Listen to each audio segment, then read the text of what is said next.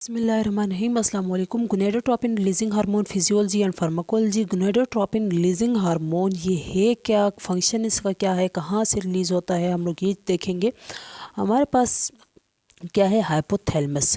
Hypothalamus क्या करता है, गोनेडोट्रोपिन रिलीजिंग हार्मोन जो है वो सिक्रीट करता है। ये जो गोनेडोट्रोपिन रिलीजिंग हार्मोन है ये हाइपोथैलेमो हाइपोफाइजियल पोर्टल वेजल से मूव करते हुए ब्लड में कहाँ पे आता है, एंटीरियर पिट्यूटरी ग्लैंड के एंटीरियर लोब के पास। यहाँ पे इसके कौन से सेल्स हैं, गोनेडोट्रोफ सेल्स।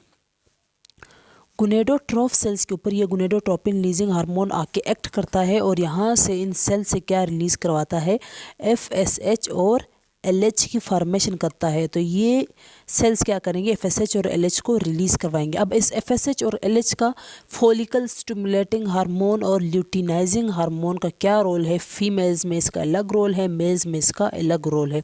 हम लोग FSH और LH के रोल की तरफ आते हैं कि ये इसका क्या रोल है। FSH का मेल्स में क्या रोल है, LH का सबसे पहले मेल्स में इसका रोल देखते हैं कि मेल्स में और फीमेल्स में क्या करते हैं। FSH जो है मेल्स में जाके सर्टोली सेल्स के ऊपर एक्ट करता है, सर्टोली सेल्स के ऊपर एक्ट करता है और यहाँ से ये इनहिबिन रिलीज़ करवाता है। उसके बाद ये एस्ट्रोजन रिलीज़ करता है सर्टोली सेल्स। थर्ड जो है हमारे पास ये एक्टिविन रिलीज़ करता है सर्टोली सेल से।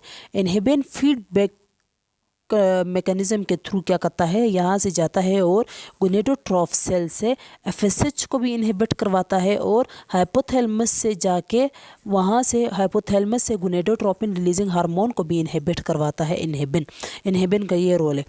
और एक्टिविन का क्या रोल है, इस जो गोनेडोट्रोफ सेल्स को मज़ीद ये क्या करता है, एक्टिवेट करता है।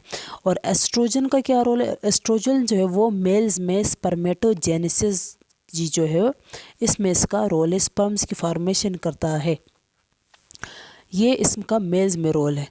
LH क्या करता है, LH जो है वो मेल्स में जाके interstitial cell stimulating hormone Leydig cell के ऊपर जाके LH को क्या बोलते हैं, मेल्स में इंटरस्टिशियल सेल स्टिमुलेटिंग हार्मोन भी बोलते हैं। क्यों, क्योंकि जो LH है ये जाके लेडिक सेल्स के ऊपर एक्ट करता है। लेडिक सेल्स जो है कहाँ पे पाए जाते हैं, हमारे पास टेस्टिस है, उसमें ट्यूब्स हैं।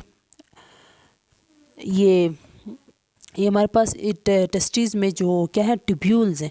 इन ट्यूब्यूल्स के मिड में हमारे पास यहाँ पे सेल्स पाए जाते हैं जिसे हम लोग लेडिक सेल्स बोलते हैं।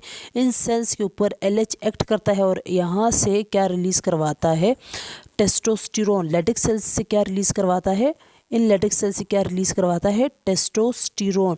और इस टेस्टोस्टेरोन का भी क्या रोल है, स्पर्मेटोजेनेसिस। ये भी क्या करवाता है, स्पर्मेटोजेनेसिस। तो ये इसका मेल में रोल है। जबकि फीमेल्स में FSH और LH का क्या रोल है, फीमेल्स में FSH और LH का क्या रोल है। FSH फीमेल्स में क्या करता है, ये ओवरीज के ऊपर एक्ट करता है और ओवरीज में जो फॉलिकल्स हैं उनकी मैच्योरेशन करवाता है। जब ये ग्राफियन फॉलिकल मैच्योर हो जाता है तो ये ग्राफियन फॉलिकल क्या रिलीज़ करवाता है, एस्ट्रोजन। ये एस्ट्रोजन रिलीज़ करता है और ये एस्ट्रोजन जो है क्या करता है, जाके स्टिमुलेट करता है किसको, LH की सिक्रीशन को। LH की सिक्रीशन को स्टिमुलेट करता है और ये LH अब क्या करेगा, फॉलिकल क्या हो गया, मैच्योर हो गया, इसके अंदर एग भी मैच्योर हो गया। अब ये फॉलिकल एस्ट्रोजन रिलीज़ कर रहा है और ये एस्ट्रोजन जाके LH को रिलीज़ करवाएगा और ये LH आके क्या करेगा, ओवरी के ऊपर एक्ट करेगा और यहाँ से इस फॉलिकल के अंदर जो एग है, इस एग को क्या करवाएगा, इस ओवरी से रिलीज़ करवाएगा। इस एग को, इस उसको फॉलिकल को रप्चर करके इससे जो एग है उसको यहाँ से रिलीज़ करवाएगा ओवरी से। ये किसका रोल है, LH का फीमेल्स में। अब हमारे पास पैथोलॉजी कंडीशन आ जाती है कि FSH और LH क्या हो रहे हैं, बहुत ज़्यादा सिक्रीट हो रहे हैं। जब बहुत ज़्यादा सिक्रीट होंगे तो क्या होगा, फीमेल्स में अगर FSH बहुत ज़्यादा रिलीज़ हो रहा है तो इसका क्या काज होगा कि स्पर्मेटोजेनेसिस बहुत ज़्यादा होगी, जो कि सही नहीं है। स्पर्मेटोजेनेसिस बहुत ज़्यादा होगी, LH ज़्यादा सिक्रीट होगा। दूसरा, ये जो female before 10 years age boys और गर्ल्स में क्या होगा, 10 साल से पहले ही अगर ये बहुत ज़्यादा सिक्रीट हो रहा है FSH और LH, इससे क्या होगा, इनमें प्रिकॉशियस प्यूबर्टी कि ये 10 साल से पहले ही ये क्या होंगे, मैच्योर न लगना, बचपन में ही ये लोगों की मतलब वो स्टेज स्टार्ट हो जाएगी जो अभी नहीं होनी थी, जो 18 या 15 साल के बाद होनी है। इसके अलावा ये अगर FSH LH जो है वो बहुत ज़्यादा सिक्रीट हो गया है तो क्या होगा, हम एक जो है वो अभी तक सही मैच्योर नहीं हुआ होगा कि उसकी क्या हो जाएगी, एव्यूलेशन हो जाएगी। प्री मैच्योर एव्यूलेशन करवाएगा कौन, LH। तो ये हमारे पास क्या है, पैथोलॉजी कंडीशन है LH के ज़्यादा होने से। FSH के ज़्यादा होने से क्या होगा कि ग्राफियन फॉलिकल्स हमारे पास बहुत ज़्यादा मैच्योर हो जाएंगे और बहुत ज़्यादा एग्स जो मैच्योर हो जाएंगे, इस तरफ एग्स वेस्ट हो जाएंगे और बर्थ जो मल्टीपल ट्विंस के फॉर्मेशन का बहुत ज़्यादा चांसेस हैं। इसके अलावा इनका जो है प्रोस्टेट कैंसर में रोल है। प्रोस्टेट कैंसर काज करता है, एंडोमेट्रियोसिस काज करता है। अगर इनकी फार्मेशन जो है वो रिलीज़ और फार्मेशन बहुत ज़्यादा हो रहा है तो इसकी वजह से ये डिजीज़ जो है वो हो सकती है। अब इन कंडीशंस को ट्रीट करने के लिए जो गोनेडोट्रोपिन रिलीजिंग हार्मोन की वजह से हो गया है, इसको ट्रीट करने के लिए हम लोग क्या यूज़ करेंगे, ड्रग्स यूज़ करेंगे। तो वो जो ड्रग्स हैं वो कौन सी हैं हमारे पास, वो जो ड्रग्स है वो हम लोग gonadotropin releasing hormone analogues use करेंगे या फिर gonadotropin releasing hormone antagonist use करेंगे।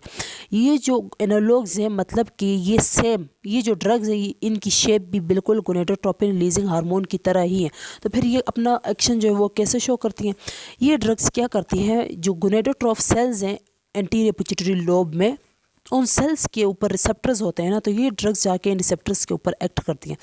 तो बार बार तो जब इन रिसेप्टर्स के ऊपर एक्ट करती हैं तो क्या होगा, ड्रग है तो ये ड्रग इन रिसेप्टर्स के ऊपर एक्ट करेगा तो ये रिसेप्टर्स की इंटरनलाइजेशन होगी। तो इससे क्या होगा, रिसेप्टर की डाउन रेगुलेशन मतलब हमारे पास रिसेप्टर सेल्स के ऊपर कम हो जाएंगे। जब रिसेप्टर्स कम हो जाएंगे तो हमारे पास ये जो गोनेडोट्रोपिन रिलीजिंग हार्मोन है अब ये एक्ट नहीं कर पाएगा गोनेडोट्रोफ सेल्स के ऊपर।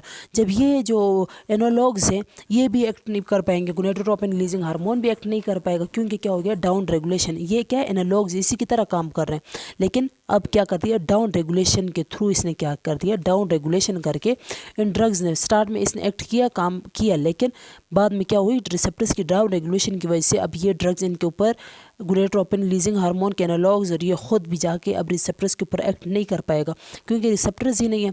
तो एक्शन कैसे शो होगा, इस तरह गोनेडोट्रोफ सेल से FSH और LH भी जो है वो रिलीज़ नहीं होंगे। इस तरह हम लोग क्या करेंगे, इस डिजीज़ को ट्रीट करेंगे। दूसरा जो मैकेनिज्म है वो है gonadotropin releasing hormone antagonist drugs है हमारे पास, सेट्रोलेलिक्स और गेनिरेलिक्स। ये ड्रग्स क्या करती हैं, ये ड्रग्स जाके गोनेडोट्रोफ्स के ऊपर जो रिसेप्टर्स हैं, किसके रिसेप्टर्स, गोनेडोट्रोपिन रिलीजिंग हार्मोन के रिसेप्टर्स है इसके ऊपर, इन रिसेप्टर्स के ऊपर ये हो जाके खुद लगेंगे। जब ये खुद जाके लगेंगे इन रिसेप्टर्स के ऊपर तो गोनेडोट्रोपिन रिलीजिंग हार्मोन जो है वो इन रिसेप्टर्स के ऊपर एक्ट नहीं कर पाएगा। जब ये एक्ट नहीं कर पाएगा तो यहाँ से इसको सिग्नल नहीं मिलेगा तो FSH और LH जो है वो सिक्रीट नहीं होगा। तो इस तरह हमारी डिजीज़ जो है वो ट्रीट हो जाएगी। और इसमें हमारे पास एनालॉग्स में हमारे पास लियोप्रोलाइड है, गोसिरेलिन है, नफारेलिन है और एस्ट्रेलिन है। लियोप्रोलाइड जो है वो ये क्या करता है, ये डायरेक्ट जाके इनहिबिट करता है, LH को भी डायरेक्ट इनहिबिट करता है। लियोप्रोलाइड का ये क्या करता है, LH को भी इनहिबिट करने के लिए उसको यूज़ किया जाता है। तो ये हमारे पास क्या थे, गोनेडोट्रोपिन रिलीजिंग हार्मोन के ड्रग्स जब भी वो ज़्यादा सिक्रीट होता है या फिर तब ज़्यादा सिक्रीट होता है जब क्या हो, ट्यूमर हो गया हो या फिर किसी वजह से फीडबैक मैकेनिज्म सही नहीं है तो वो बहुत ज़्यादा सिक्रीट होता है, तो इसकी वजह से डिजीज़ हो सकती है, पैथोलॉजी कंडीशन आ सकती है। इसके अलावा हमारे पास इन ड्रग्स के एडवर्स ड्रग रिएक्शन क्या है जो हम लोग यूज़ करते हैं। जो ड्रग्स हम लोग यूज़ करते हैं, ये जो गोनेडोट्रोपिन रिलीजिंग हार्मोन एगोनिस्ट और एनालॉग्स और एंटागोनिस्ट, इनके एडवर्स ड्रग रिएक्शन क्या है। फीमेल्स में ये क्या काज करती हैं, इन फीमेल्स इनके जो एडवर्स ड्रग रिएक्शन है वो है स्वेटिंग। इसके अलावा ये क्या करती है, डिमिनिश लिबिडो, डिप्रेशन काज करती हैं फीमेल्स में, ये डिप्रेशन काज करती हैं और ओवेरियन सिस्ट काज करती हैं, ओवेरियन सिस्ट। और मेल्स में इसके एडवर्स ड्रग रिएक्शंस क्या हैं, मेल्स में ये क्या करती हैं, टेस्टोस्टेरोन को बहुत ज़्यादा इंक्रीज़ करती हैं, जिसकी वजह से टेस्टोस्टेरोन की सिक्रीशन को बहुत ज़्यादा करती हैं मेल्स में, जिसकी वजह से क्या होता है, बोन पेन होता है। इसके अलावा हॉट फ्लैशेस काज करती हैं मेल में, हॉट फ्लैशेस, एडिमा काज करती हैं, गायनिकोमेस्टिया काज करता है मेल्स में, और डिमेंश लिबिडो को डिमेंश करता है। ये इसके एडवर्स ड्रग रिएक्शंस हैं। अच्छा, इसके कॉन्ट्राइंडिकेशन क्या है, किन पेशेंट्स में हम लोगों ने इनको यूज़ नहीं करना, गोनेडोट्रोपिन रिलीजिंग हार्मोन एनालॉग्स और एंटागोनिस्ट को प्रेगनेंसी में हम लोग इसको यूज़ नहीं करेंगे। इसके अलावा ब्रेस्ट फीडिंग में इसको यूज़ नहीं करना। ये इसकी क्या है, adverse drug reaction gonadotropin releasing hormone के एनालॉग्स और एंटागोनिस्ट के।